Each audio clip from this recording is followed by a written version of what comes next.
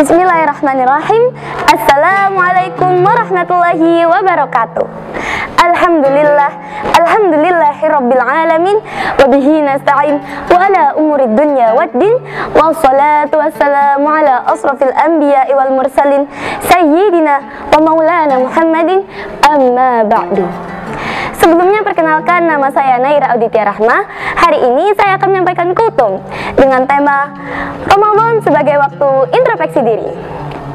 Sahabat muslim rahimakumullah, alhamdulillah kita dipertemukan kembali dengan bulan suci Ramadan, bulan yang penuh berkah, ampunan dan rahmat dari Allah Subhanahu wa taala.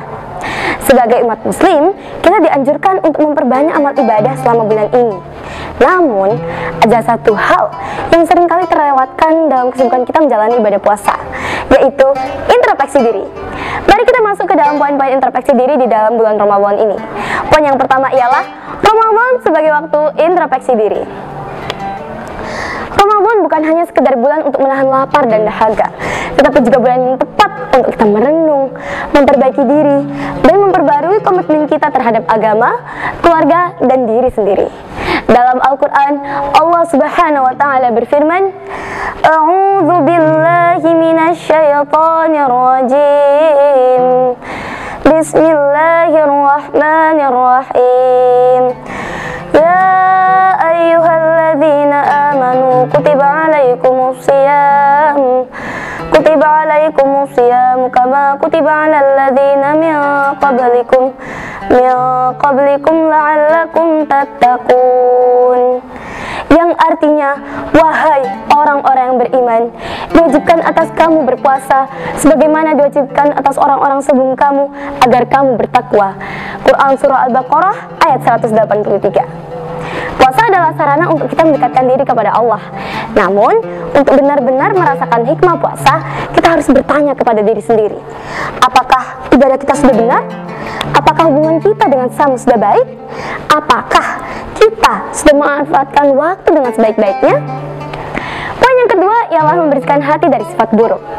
Ramadan bukan hanya mengajarkan kita untuk mengendalikan hawa nafsu saja, bukan hanya dalam hal mengendalikan hawa nafsu dalam makanan dan minuman, tetapi juga dalam mengendalikan emosi dan memperbaiki hubungan kita dengan Allah dan sesama.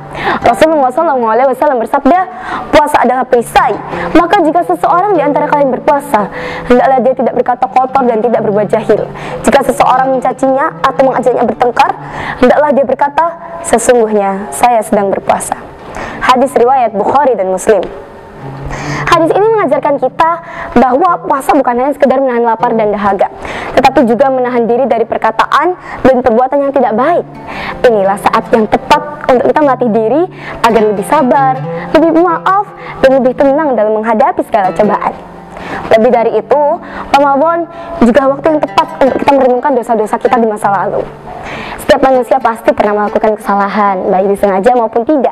Namun, Ramadan hadir sebagai kesempatan emas untuk kita memperbaiki diri, meminta ampun kepada Allah, dan berjanji akan menjadi pribadi yang lebih baik setelah bulan ini berakhir.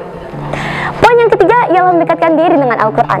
Salah satu cara terbaik untuk introspeksi diri adalah dengan mendekatkan diri dengan Al-Quran.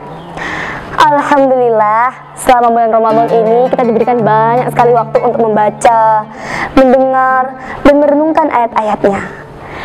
Allah Subhanahu wa ta'ala berfirman, A'udzu billahi minasyaitonir rajim. Bismillahirrahmanirrahim.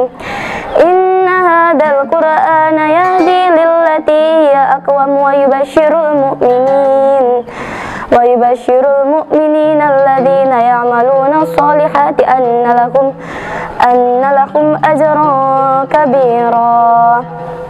Yang artinya, sungguh Al-Quran adalah petunjuk ke jalan yang paling lurus, dan memberi kabar gembira kepada orang yang beriman yang mengerjakan kebajikan bahwa mereka akan mendapat pahala yang besar. Quran Surah Al-Isra ayat 9. Namun, Al-Quran bukan hanya sebagai petunjuk hidup, tetapi juga sebagai cermin hati kita. Apakah hati kita ini sudah bersih dari kebencian, dari kedengkian, dan iri? Apakah kita sudah bisa memaafkan orang lain sebagaimana kita berharap Allah mengampuni dosa-dosa kita? Oleh karena itu, marilah kita semua memanfaatkan bulan ini dengan memperbanyak interaksi dengan Al-Quran. Namun tidak hanya membacanya, tetapi juga merenungkan dan mengamalkan ajarannya di kehidupan sehari-hari.